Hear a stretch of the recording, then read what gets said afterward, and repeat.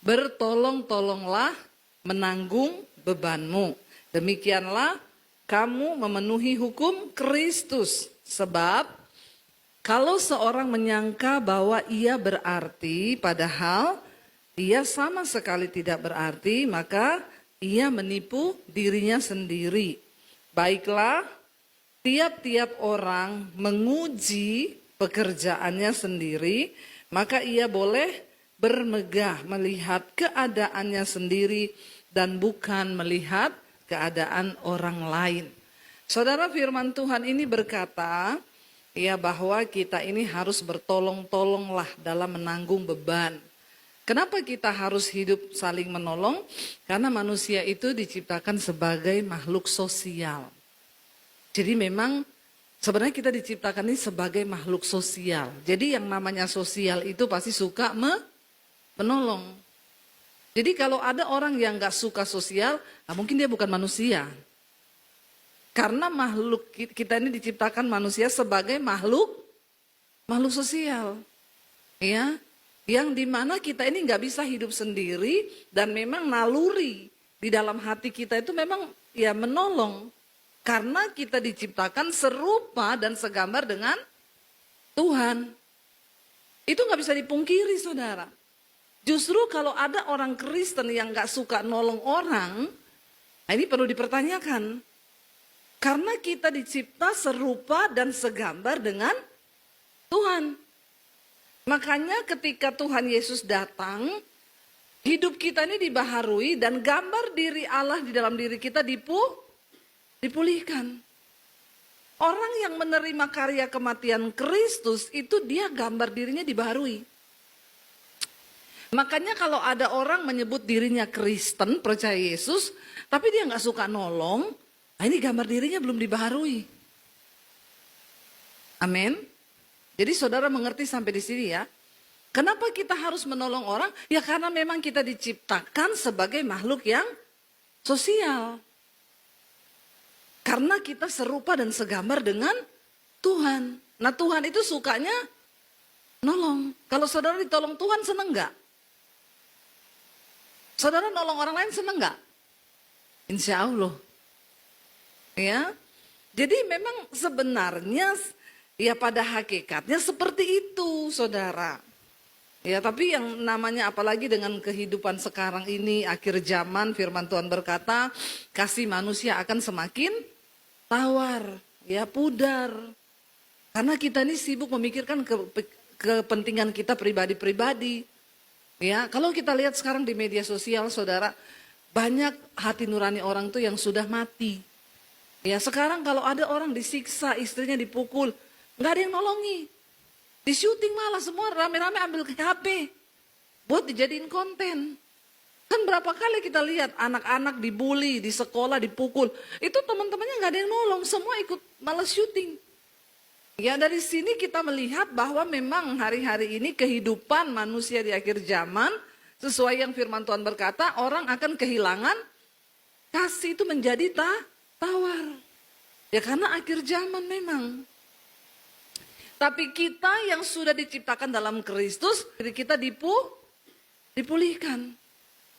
Orang yang menerima karya kematian Kristus itu dia gambar dirinya dibaharui. Makanya kalau ada orang menyebut dirinya Kristen, percaya Yesus, tapi dia gak suka nolong, nah ini gambar dirinya belum dibaharui. Amin. Jadi saudara mengerti sampai di sini ya. Kenapa kita harus menolong orang? Ya karena memang kita diciptakan sebagai makhluk yang sosial. Karena kita serupa dan segambar dengan Tuhan. Nah Tuhan itu sukanya nolong. Kalau saudara ditolong Tuhan seneng gak? Saudara nolong orang lain seneng gak? Insya Allah. Ya, jadi memang sebenarnya ya pada hakikatnya seperti itu, saudara. Ya, tapi yang namanya apalagi dengan kehidupan sekarang ini, akhir zaman, firman Tuhan berkata, kasih manusia akan semakin tawar, ya pudar. Karena kita ini sibuk memikirkan kepentingan kita pribadi-pribadi. Ya, kalau kita lihat sekarang di media sosial, saudara, banyak hati nurani orang tuh yang sudah mati. Ya sekarang kalau ada orang disiksa, istrinya dipukul, nggak ada yang nolongi. Di syuting malah semua rame-rame ambil HP buat dijadiin konten. Kan berapa kali kita lihat anak-anak dibully, di sekolah dipukul. Itu teman-temannya nggak ada yang nolong, semua ikut malah syuting. Ya dari sini kita melihat bahwa memang hari-hari ini kehidupan manusia di akhir zaman, sesuai yang firman Tuhan berkata, orang akan kehilangan kasih, itu menjadi tawar. Ya karena akhir zaman memang. Tapi kita yang sudah diciptakan dalam Kristus tidak boleh seperti itu, saudara. Yang pertama, kenapa kita harus menolong orang lain, saudara? Dikatakan di sana, bertolong-tolonglah menanggung bebanmu. Karena apa? Demikianlah kamu memenuhi hukum Kristus. Kita sudah diselamatkan oleh Tuhan Yesus. Tapi soal masuk surga tunggu dulu. Ya, tunggu dulu saudara. Karya keselamatan diberikan gratis bagi semua orang yang mau terima Tuhan Yesus. Tapi untuk ke surga, maaf.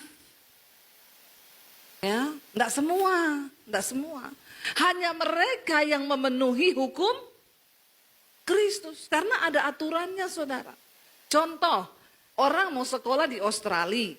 Dia urus visa, urus izin, urus semua. Sudah bisa berangkat belum? Ya, kalau sudah dapat izin, sudah ikut semua syarat, sudah ada tiket, sudah semua bisa berangkat? Bisa. Untuk tinggal di sana, sudah jamin dia bisa tinggal di sana? Belum. Kenapa? Dia harus ngikuti aturan yang berlaku. Kalau sampai di sana dia hidup sakarepnya sendiri, ya nggak bisa. Kalau dia bawa gaya hidup Indonesia ke sana, lampu merah diterjang. Ya berapa kali kau bikin pelanggaran, kau orang baru di sana, nggak bisa begitu saudara. Ya, kalau kita masuk ke satu negara, apalagi kita orang baru, maka kita harus menyesuaikan aturan dan hukum yang berlaku.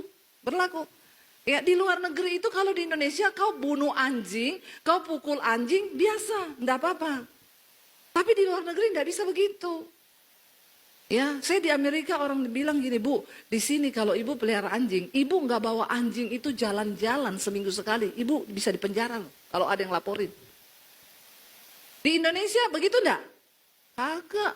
Mau anjingmu kau mau bawa jalan, mau kau pukulin, nggak ada juga yang mau. Itu namanya aturan yang berlaku. Semua ditawarkan karya keselamatan gratis. Terima Tuhan Yesus, kamu diselamatkan, ayo. Tapi untuk mempertahankan keselamatanmu ini, kamu harus ikut hukum yang berlaku. Menjadi warga kerajaan Allah, makanya dikatakan kita harus berubah, nggak boleh sama lagi. Kita harus menghidupi karakter dan hukum Kristus. Nggak bisa seenak-enaknya kita saudara, dideportasi. Kalau udah dideportasi nggak bisa masuk negara itu, di blacklist namanya. Itu negara aja, apalagi surga itu bukan untuk orang sembarangan. Amin. Kenapa kita harus saling tolong menolong dengan orang lain? Karena demikianlah kamu memenuhi hukum Kristus. Cara untuk menolong atau berbuat baik itu banyak sekali saudara. Nah orang Kristen ini banyak yang kebablasan. Dia pikir kan saya udah selamat. Dan saya selamat bukan karena perbuatan baik saya. Jadi saya nggak usah berbuat baik juga saya sudah. Nah itu pikirannya orang Kristen. Kalau di agama yang lain, untuk bisa selamat harus berbuat baik. Makanya mereka berusaha untuk mengumpulkan ya semua amal kebaikan.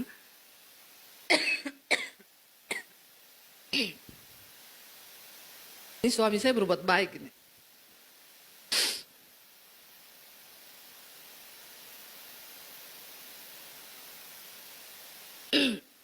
Nah, tapi kalau kita juga selamat karena berbuat baik, juga itu nggak benar.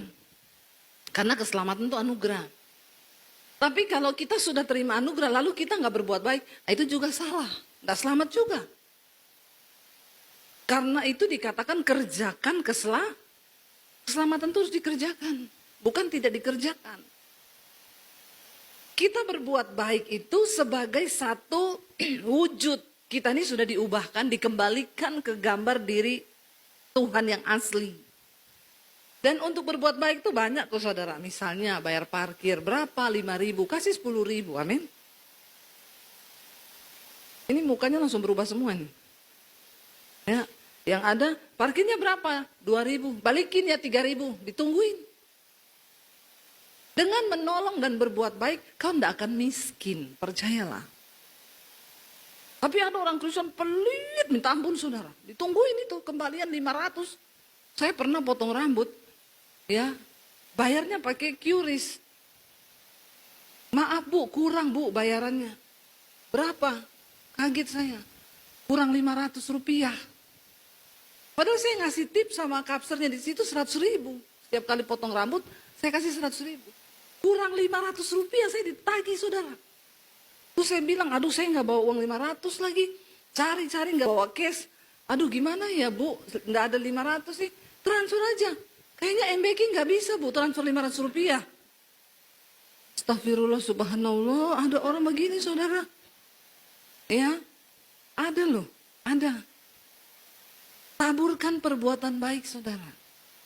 Karena demikianlah engkau memenuhi hukum Kristus. Yang pertama, kenapa kita harus berbuat baik? Karena dengan cara itu kita memenuhi hukum Kristus. Kita nggak berbuat baik, kita nggak bisa masuk hukum Kristus. Ya, itu Kristen pelit. Alkitab bilang orang kepelit, orang kikir nggak masuk surga loh. Ada ayatnya, bukan hanya yang bersinah, bukan hanya yang banci, bukan hanya yang pelakor, bukan hanya pencuri, orang pelit tidak mendapat bagian dalam kerajaan surga. Bilang kanan kirimu, jangan pelit, nanti gak masuk surga. Amin. Ya, lakukan perbuatan baik, gak apa-apa kan, kasih lebih parkir, gak usah kembali. Ya. Kenapa engkau harus berbuat baik? Karena dengan cara itu engkau memenuhi hukum Kristus. Amsal 11 ayat 17, baca 1, 2, 3.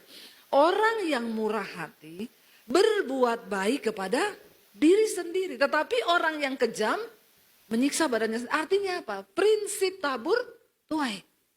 Orang yang murah hati sama dengan kau berbuat baik terhadap dirimu sendiri. Karena satu saat kau akan terima taburan kebaikanmu itu. Makanya jadi orang jangan terlalu perhitungan. Apa-apa kau hitung dengan kalkulator. Kadang ada yang harus kita relakan dan kita biarkan. Dan Tuhan memperhitungkan itu. Waktu kita hidup jadi orang benar, takaranmu itu, berkatmu sudah ditakar oleh Tuhan. Tidak mungkin tertukar dan tidak akan pernah berkurang. Orang-orang ini loh, dikatakan Tuhan bilang, sini kamu, masuklah dalam kerajaanku. Kenapa engkau bisa masuk dalam kerajaanku? Karena waktu aku lapar, kau kasih aku makan. Waktu aku sakit, kau jenguk aku di penjara, kau besuk aku nggak pakai pakaian, kau kasih aku pakaian. Lalu mereka bingung, loh Tuhan, kapan Tuhan lapar, kami kasih Tuhan makan. Kapan Tuhan nggak pakai baju, kami kasih Tuhan baju. Kapan Tuhan? Sesungguhnya semua yang kau lakukan bagi sesamamu manusia, orang yang hina, itu sama dengan engkau lakukan bagi aku, kata Tuhan. Karena kalau kita melakukan kebaikan, sama dengan melakukannya bagi Tuhan, kira-kira ada upahnya enggak saudara? Ada. Makanya jangan sirik, jangan julid kalau lihat orang diberkati. Orang diberkati karena dia juga banyak memberkati. Itu pasti saudara. Tapi kalau kau tidak pernah memberkati, tapi berharap hidup diberkati, mimpi kali ya, tidak mungkin. Jangan tunda waktu kau digerakkan untuk berbuat kebaikan. Jangan tunda saudara. Minta sama Tuhan hati yang rela. Ada satu kisah saudara, 2 orang ibu ini masuk rumah sakit, mereka satu kamar. Ibu yang satu ini tiap hari dibesuk sama teman-teman gerejanya. Karena dia punya banyak kenalan. Teman gerejanya datang bawa bunga. Ibu yang satu ini gak pernah ada yang besuk. Mejanya kosong tanpa bunga. Ruangannya kosong, gak ada bunga. Tapi ibu yang satu ini dibawain kue, dibawain bunga, dibawain sampai bunganya penuh, saudara. Lalu karena susternya kasihan, ibu itu gak ada yang kasih bunga, susternya tergerak antar dia bunga kecil dikasih sama dia. Ibu yang sebelah yang banyak bunga ini ngomong gini, kasihan ya, dia gak ada bunga. Aku mau kasih dia beberapa bungaku yang banyak. Ya satulah saya mau kasih. Lalu dia mulai berpikir, tak kasih yang kuning itu aja. Tapi sayang, itu kuning cuma satu. Oh yang putih itu aja. Tapi aku juga suka bunga warna putih. Oh itu aja yang ungu. Tapi ungu itu bagus kalau ditaruh di meja makanku karena juga taplaknya ungu. Oh yang itu aja yang hijau. Tapi hijau juga bagus kalau saya taruh di gini. Setiap hari dia hanya mempertimbangkan mana yang dia mau kasih, mana yang dia mau kasih. Tiba-tiba satu saat ketika dia keluar habis mandi, dia lihat loh, ruangannya ibu itu udah kosong. Malah bunga kecil yang dia punya satu-satunya, dia tinggalkan di meja ibu yang satu dan dia bilang, maaf saya tidak bisa memberi kamu apapun yang berarti, tapi satu-satunya yang saya punya, yang dikasih sama susternya, saya mau beri kepada kamu karena saya mengasihi kamu. Maka ibu itu menangis, tapi sudah terlambat, orangnya sudah pulang. Dia punya banyak sekali bunga, tapi mau kasih satu aja dia mikir, yang kuning sayang, yang ungu sayang, yang putih sayang. Akhirnya tiap hari cuma mikir terus. Malah ibu itu memberi satu-satunya yang dia punya. Kenapa kita harus berbuat baik? Jangan menunda, karena kesempatan tidak akan selalu datang. Ada waktunya orang itu sudah pergi, ada waktunya kita yang pergi. Di dalam kuburan kita tidak lagi bisa berbuat kebaikan. Waktu kita mati, satu-satunya yang orang ingat hanya kebaikan kita. Kita nggak pernah tahu kita kapan mau meninggal kan.